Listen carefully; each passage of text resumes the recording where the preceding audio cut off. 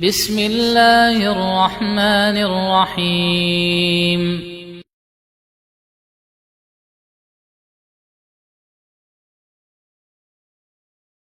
Metodenya seluruh ulama ahli sunnati wal jamaah. Metode para sahabat radhiyallahu ta'ala anhum ajma'in, tabi'in dan tabi'ut tabi'in, termasuk metodenya imam 4 madhab, Abu Hanifah, Malik, Syafi'i, dan Ahmad. Apa metode mereka? Berpegang teguh dengan dalil, yaitu dalil Al-Quran dan sunnah Rasulullah sallallahu alaihi wa ala alihi wasallam. Kenapa jemaah sekalian? Karena inilah yang diperintahkan kepada kita. Di antaranya di surat Al-A'raf ayat ketiga Allah mengatakan, ittabi'u ma unzila ilaikum min rabbikum. Ikutilah apa yang diturunkan kepada kalian dari Rabb kalian. Apa yang diturunkan kepada kita dari Rabb kita? Al-Quran dan sunnah Nabi sallallahu alaihi wasallam, sebagaimana sabda beliau, ala inni utitul Quran wa mithlahu ma'ahu. Ketahuilah telah diberikan kepadaku Al-Quran dan yang semisalnya bersamanya, yaitu as-sunnah. Dan Nabi sallallahu alaihi wasallam memberi peringatan keras, taraktu fiikum amrayni ma in tamassaktum bihima lan tadillu abadan, kitab Allah wa sunnat rasulih. Aku tinggalkan untuk kalian dua perkara, dua warisan Rasulullah sallallahu alaihi wasallam. Kalau kalian berpegang teguh dengannya, kalian tidak akan tersesat selama-lamanya. Hadis ini mengandung peringatan keras, kalau kita meninggalkannya, kita berpaling kepada selainnya, maka kita akan tersesat, naudzubillah. Apa itu? Kitab Allah wa sunnat rasulih. Kitab Allah Al-Quran dan sunnah Rasulnya, hadis-hadis beliau sallallahu alaihi wa ala alihi wasallam. Dan juga secara khusus beliau telah mengingatkan kita, sallu kama ra'aitumuni usolli. Salatlah kalian sebagaimana kalian melihat aku salat.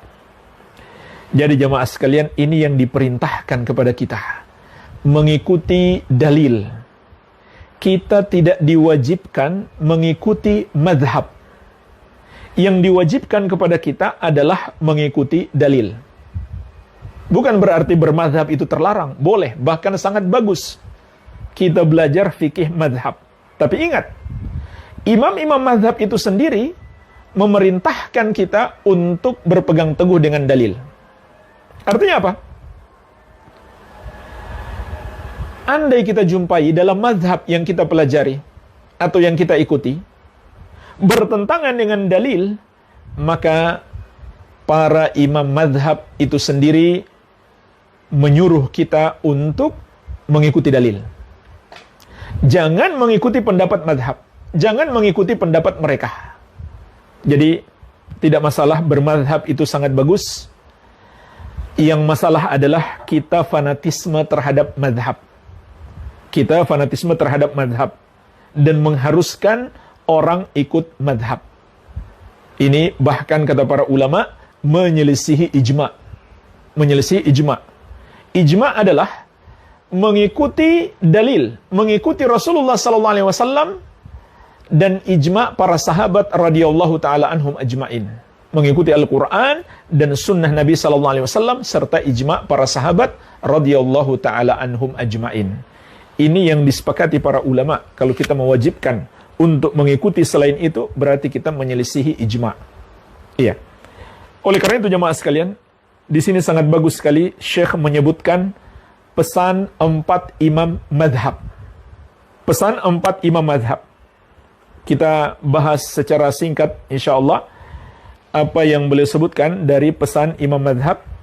Ada banyak riwayat, saya akan pilihkan beberapa pesan imam-imam madhab itu sendiri. Yang pertama, Al-Imam Abu Hanifah An-Nu'man bin Thabit rahimahullah. Imamnya madhab Hanafi, madhab yang pertama dari 4 madhab. Maka di antara pesan beliau rahimahullahu ta'ala, idza qultu qawlan yukhalifu kitab Allah ta'ala wa khabara Rasul sallallahu alaihi wasallam fatruku qawli. Kalau aku mengatakan satu pendapat yang menyelisihi kitab Allah dan sunnah Rasulullah sallallahu alaihi wasallam, maka tinggalkanlah pendapatku. Tinggalkanlah pendapatku. Ini pesan Abu Hanifah kepada murid-murid beliau, kepada pengikut mazhab beliau. Berikutnya Al-Imam Malik bin Anas, imam mazhab Maliki, mazhab yang kedua dari 4 mazhab. Di antara nasihat beliau rahimahullahu ta'ala, innama ana basyarun ukhti'u wa usib. Aku hanyalah manusia, aku bisa salah dan bisa benar. Fanzuru fi ra'yi, maka perhatikanlah pendapatku itu.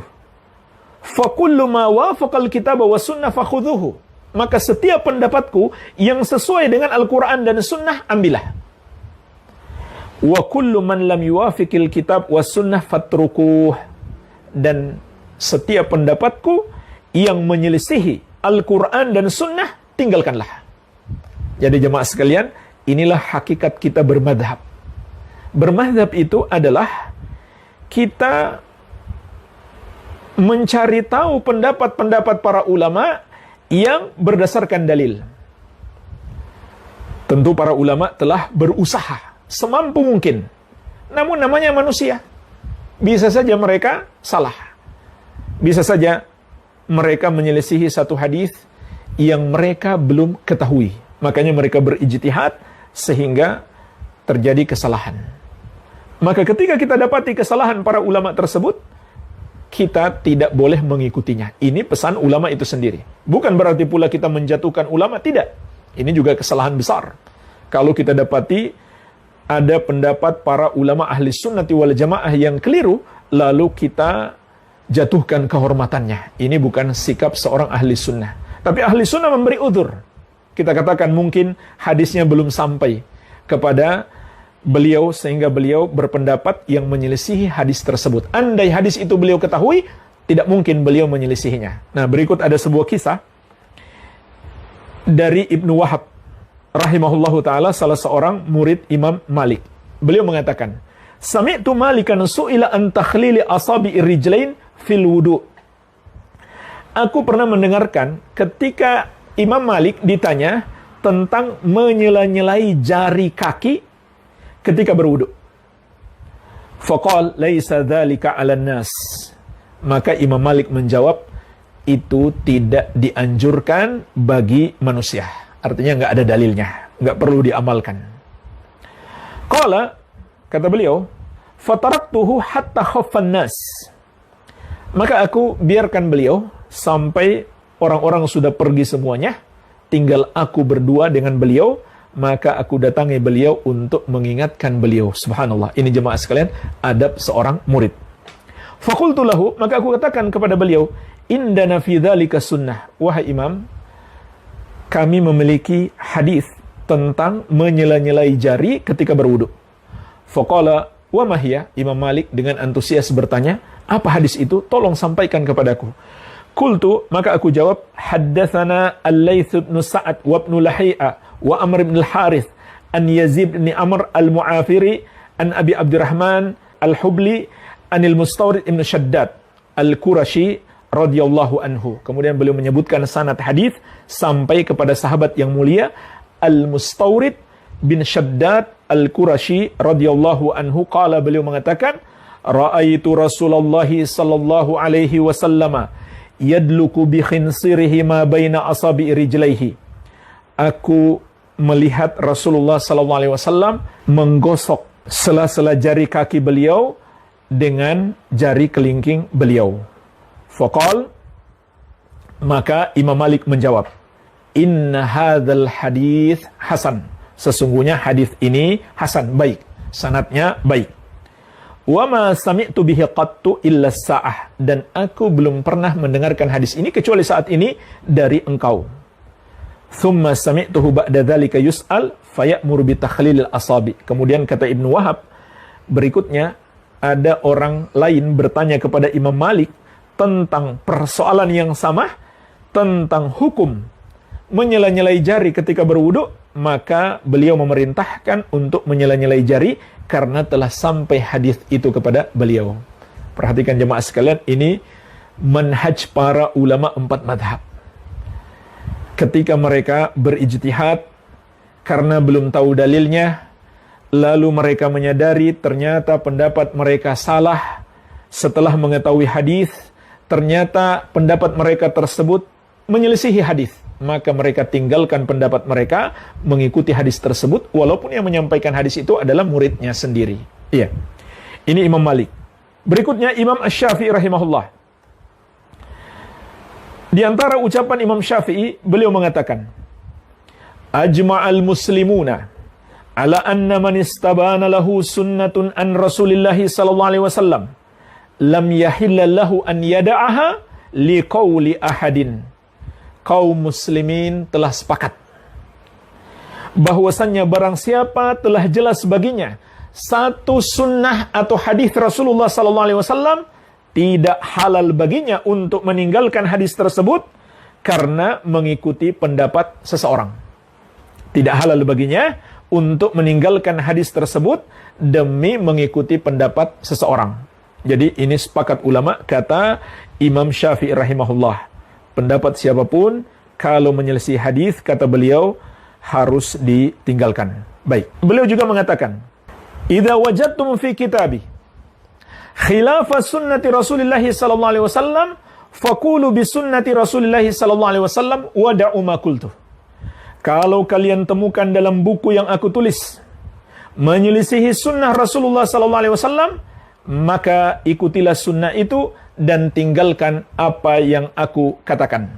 Dalam riwayat yang lain beliau mengatakan, fattabi'uha wa la taltafitu ila qawli ahadin. Maka ikuti sunnah itu dan jangan kalian menoleh kepada pendapat siapapun.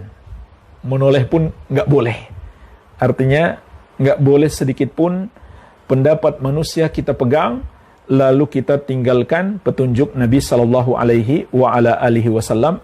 Berikutnya Imam Ahmad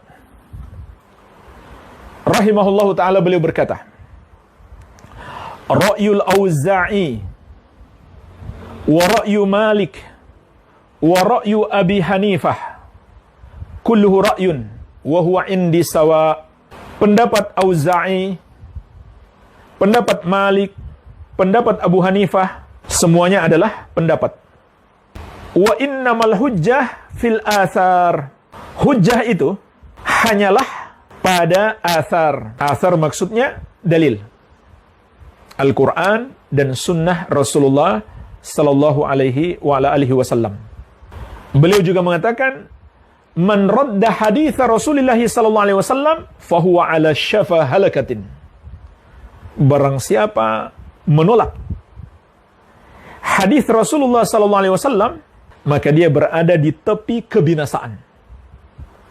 Jadi ini peringatan dari Al-Imam Ahmad rahimahullahu taala. Walhamdulillah jamaah sekalian, inilah ucapan-ucapan para imam dari seluruh mazhab.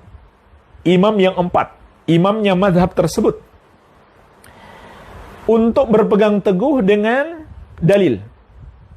Dan juga pesan imam-imam mazhab ini betul-betul diamalkan. Betul-betul diamalkan oleh para pengikut mereka yang sejati.